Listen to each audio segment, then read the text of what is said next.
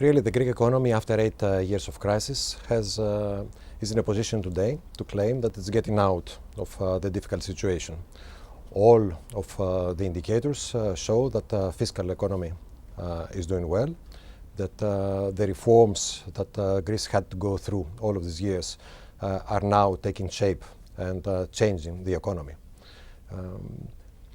The real bet for the country and the economy is what we will do in 2018. We have to keep in mind that the fiscal consolidation was achieved mainly because of the high taxation and in part, of course, by the reduction of the expenses of the government.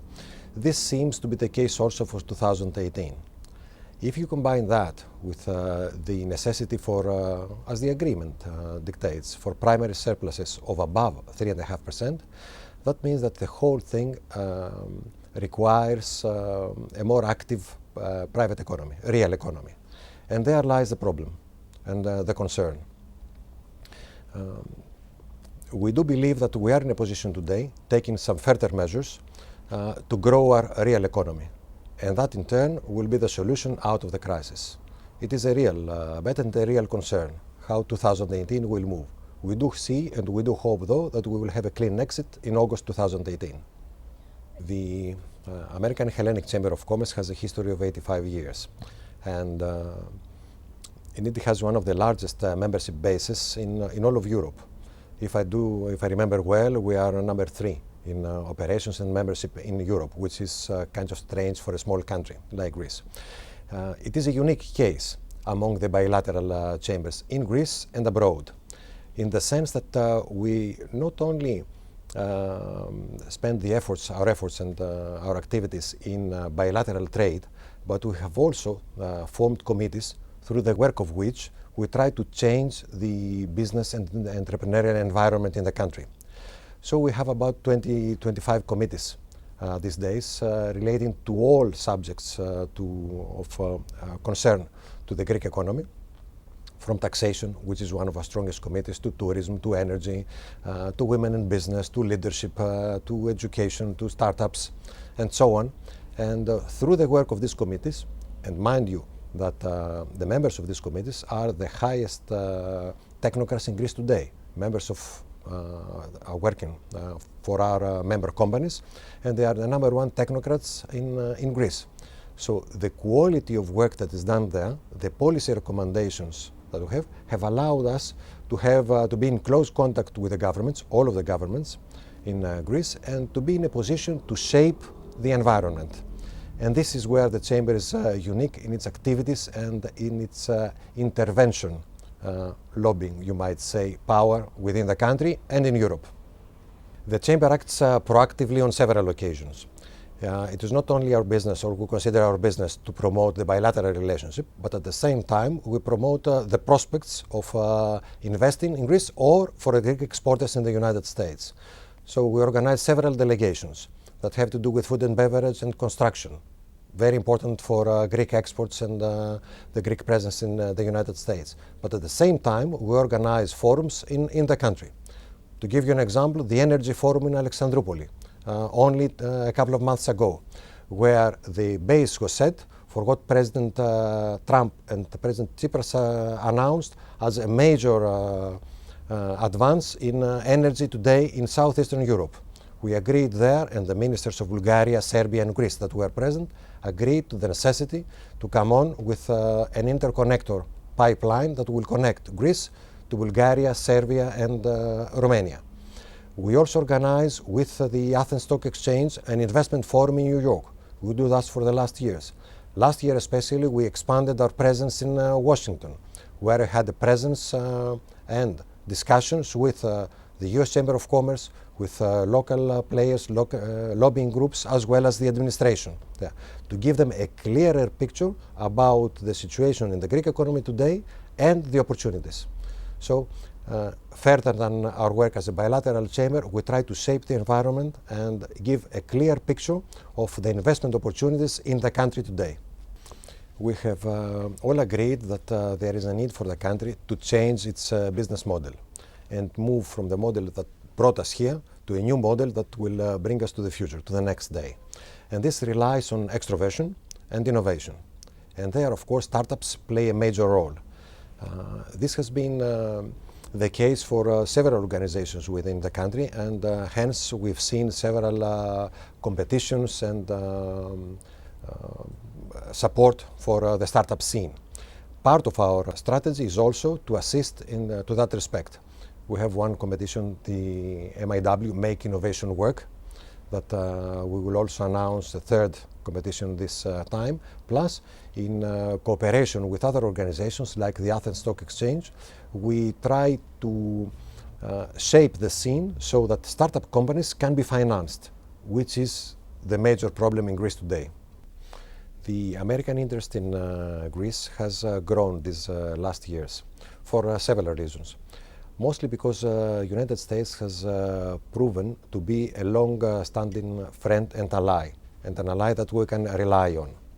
Of course, it's part of the work of this chamber to promote the bilateral relationships, which include, of course, investment. But not only that, building of trust has been of major importance during these last years. And with the work of previous and the current government, the American-Hellenic Chamber of Commerce and the Embassy of the United States in Athens, I believe that today we have reached the highest point in the relationship between the two countries.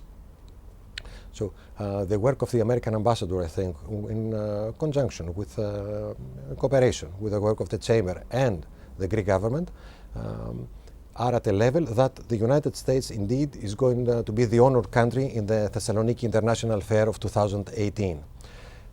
The American-Hellenic Chamber of Commerce, as has done in the past, will organize the American Pavilion there. And as you understand, the main point is to be able to recruit as many American companies as possible. There is a focus on technology and innovation, and this is the starting point. Most of the American companies are present in Greece, most of the multinationals, especially the ones in IT. So we are pretty confident that this is going to be the base for our presence in the Thessaloniki International Fair. However, we also want to attract other companies from the United States that are not present here. And it was very fortunate, of course, that the Prime Minister was there, had an excellent visit and understanding between the two governments, and President Trump has also expressed his support. We expect a high-level delegation, political delegation, government delegation from the United States to be present at the Thessaloniki Fair, and a business delegation, of course. From our part, we are organizing delegations from all the neighboring countries so that the fair has really a business-to-business, a B2B direction, as well as a B2C, as was common in the fair. We expect that it will be the best American presence in the fair ever. Regarding the Thessaloniki International Fair, it has been the major event in the area in southeastern Europe for several years. Over the years, the fair has moved from B2B, as it was in the past, more to a B2C kind of exposition and forum. Through the work of the management of the fair, though, these last years, it is moving back to attract more businesses and directing its focus again to B2B, which is a major focal point for this year. Also, I'm talking about 2018. So we have decided to return to the fair because of that, as well as to organize the American Pavilion. It attracts more than 300,000 people, which is extremely important at the time. And it has an appeal not only to the Greek audience, but also to an international audience, mainly to the Balkan, Southeastern Europe, and attracting also players from the Mediterranean. The focus that we are going to give to the fair this year, by inviting all neighboring countries, by collaborating with the local AmChams, the American chambers in the Balkan area, I think will also present an increased audience that will attract more presence from American interest. American investment has always been very important for the country. If we start from the Marshall Plan, 70 years of which we celebrate these days, up to today, American investment was the most serious investor and long-term investor in the country. During these last years, of course, because of the crisis and the problems that the country was facing, we have seen that investment has reached an all-time low. This is a situation that we want to turn around through the efforts of the government and the efforts of the Chamber, as well as the efforts of the American ambassador again. I believe that we are in the eye of the investors today. We have promoted the country and we have managed to promote successfully, I think, the opportunities that exist in the country. Pricing is also very right, very correct at the moment. I do believe that clever investors will get their money in Greece today. However, there are concerns we fully understand, and I understand that also our government understands, the necessity to reform several sectors. Open up the economy, expedite justice, a more stable taxation system, more flexible labor laws, and a more competitive economy. These are all the reforms that we talked before, and this is the moves, all the right moves that Greece has to go through in order to be more attractive. However, opportunities are here today, and in sectors like tourism and energy, we are going to see definitely more investment in the country. There is a consensus today in Greece that includes the government, the business organization, business itself, and the citizens of the country. And I believe the consensus there lies that growth in the country and prosperity will come through the increase of business activity. And that goes through investment. There is a climate today that dictates the future. Because of this pressure built by everybody in the country and the understanding from the government, I do believe that the reforms will go through. So everybody who positions himself in the country today will find himself in a huge advantage and huge benefit. We will see these reforms within the next year, I do believe, and then, of course, prices are not going to be so attractive. Clever investors are coming to the country now, and we've seen several examples of that. I wouldn't like to go through them, but there are several examples from several multinational American companies that are present in the country today. They have announced new investment plans in the country and are really investing, not only in energy and tourism, in logistics and in other sectors of the economy, in IT, that are very interesting today. So the message is very clear, I think, and coming from every side. Invest in Greece today. Europe is in a situation where things move slowly, but eventually they move to the right direction.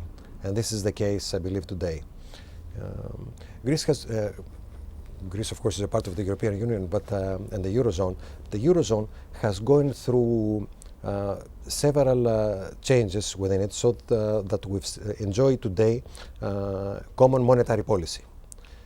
This was accompanied, of course, by a common banking system, which has to be extended. President Macron's suggestions were in the right direction, I believe, towards the unification of Europe. We need to proceed with changes further in the economic system so that we consolidate the Eurozone economies, at least. A common Minister of Finance, for example, a European Monetary Fund, sort of like the IMF operates, common policies regarding taxation, some labor laws, and definitely policies common policies for immigration and the protection of the borders, as well as a defense mechanism that will stand side by side with NATO, I think are necessary steps to further unification in Europe and the Eurozone. And I expect that with President Macron has started the discussion. Britain, of course, leaving the European Union, but at the same time, a stable government in Germany, that we will see further progress on the matter. Europe, in order to have a future, has to go through this transformation. It is not easy for Europe. It's not like the United States. In Europe, we have several different nationalities, and to give up some of the sovereignty of the countries is a difficult issue. However, I do believe that for the common interest and for Europe to be a player in the future, we will see more consolidation in this area and more unification, or harmonization, if you like.